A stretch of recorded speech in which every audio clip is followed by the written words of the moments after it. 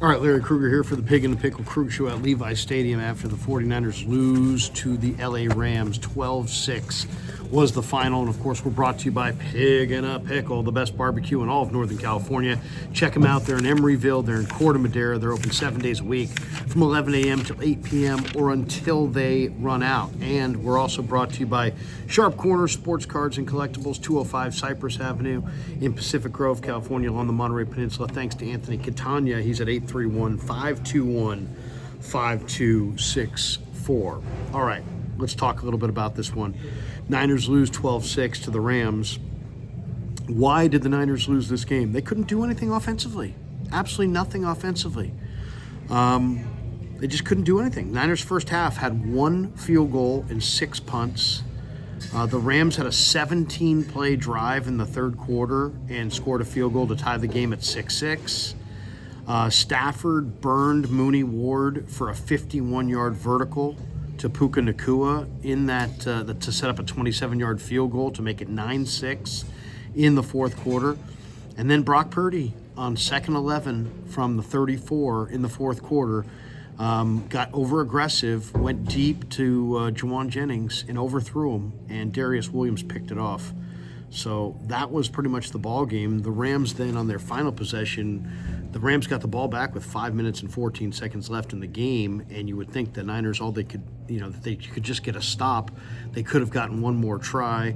Instead of getting a stop, they let the Rams drive 13 plays, 69 yards and 13 plays, and held the ball for 4 minutes and 56 seconds, which was basically running out the clock. So the defense couldn't stop them at the end, but the offense was really bad. And then LA ran out the clock in the fourth quarter. So if I had to say, what really surprised me in this game, to me, I was very surprised by Dre Greenlaw. He played incredible. He had 10 tackles in the first half. He was flying around. He looked like Dre Greenlaw of old.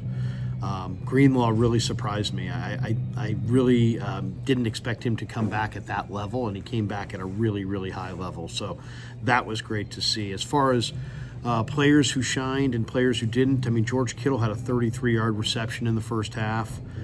Jake Moody had a 53-yard field goal early to put the Niners up 3-0. As I mentioned, Greenlaw was flying around. He made 10 tackles in the first half alone. He looked like he hadn't missed a step. As far as guys who struggled, the Niners spent too much time in this game trying to get Deebo Samuel going.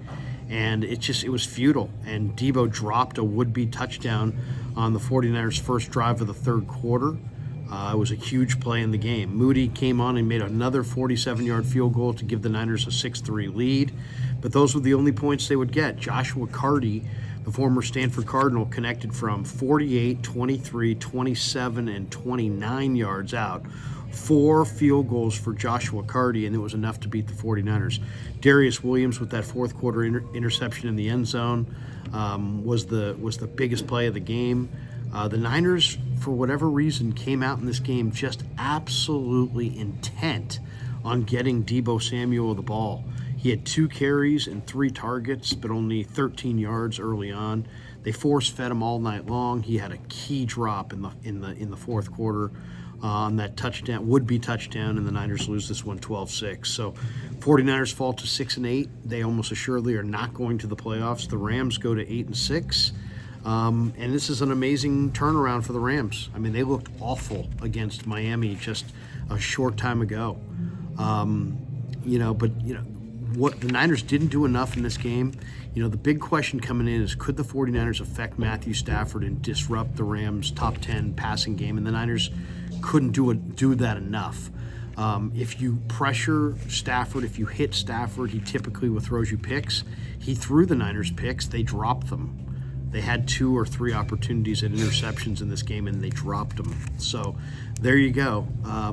Deebo had a big drop. The Niners had some big drops on defense. The defense caved at the end. Purdy with a huge interception. And the 49ers with a very unimpressive performance on offense. Yes, it rained for part of the game, and there was some, part of the game that was interrupted by weather and a wet football for sure. But both teams played on that same field, and Stafford and the Rams just handled the conditions a little bit better. The Rams, at the end of the day, put together those long drives. They figured out a way to put together long drives. You look at the Rams in the second half of this game. Rams, first possession of the second half, they drove the ball 17 plays and 65 yards. Then they had a five-play drive, and then they finished the game on a 13-play drive. So a 13-play drive and a 17-play drive, and the Niner defense couldn't get off the field. They had Greenlaw, they had Bosa, they made some plays, but just not enough offensively.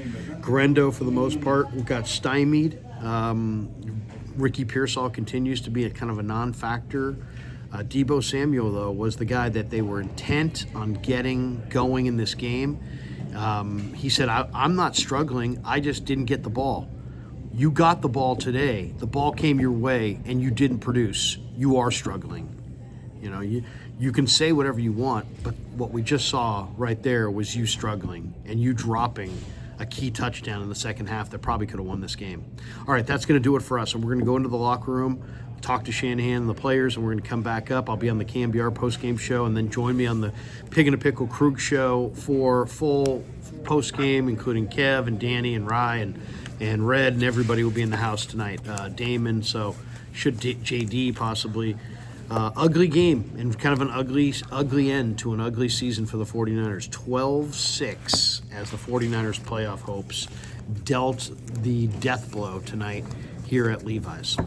All right, that does it for us. We're going to go down into the locker room and deal with the post-mortem, and we'll check you guys out on the post-game show. Thanks to Pig and a Pickle for being the title sponsor of the Krug Show. Thanks to Sharp Corner Sports Cards and Collectibles for sponsoring this video. Thanks to all of you guys for supporting the Krug Show on YouTube.